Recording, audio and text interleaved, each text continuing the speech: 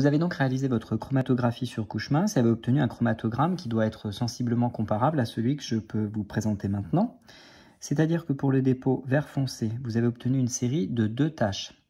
Une tache bleue dont j'ai marqué le milieu, une tache jaune dont j'ai marqué le milieu. Les 2 taches ont sensiblement la même taille et se trouvent à des hauteurs différentes. La tache bleue est très proche de la ligne de dépôt, la tache jaune s'est élevée environ à 1/3 de la distance entre la ligne de dépôt et le front de l'élan que vous avez bien pris soin de noter.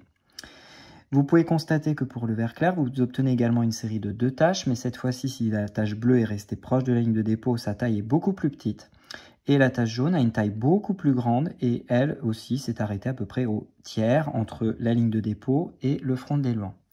Vous pouvez déduire de cette chromatographie sur couche mince plusieurs choses. La première, c'est que les 2 encres, vert foncé et vert clair, semblent constituer de colorants similaires, du bleu et du jaune. La hauteur des taches étant sensiblement la même, on peut en déduire, on peut du moins faire l'hypothèse que ce sont les mêmes colorants. Ensuite, on peut voir que dans les 2 dépôts, on obtient une série de 2 taches. Ce qui signifie que chacune de ces 2 encres est en réalité un mélange constitué d'au moins 2 espèces chimiques. Enfin, la taille relative des différentes taches pour un même dépôt, c'est-à-dire pour le vert foncé autant de bleu que de jaune, grosso modo, et alors que pour le vert clair beaucoup plus de jaune que de bleu, explique la coloration que nous avons obtenue.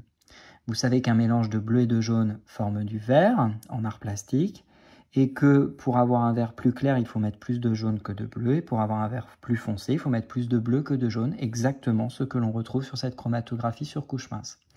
Nous en avons fini avec l'analyse de cette méthode et le résultat de cette expérience. Vous pouviez bien sûr utiliser n'importe quel autre type d'encre pour valider ou non l'hypothèse que vous auriez pu faire sur les colorants qui constituaient cette encre. Je vous souhaite une bonne fin de journée et je vous dis à bientôt. Au revoir.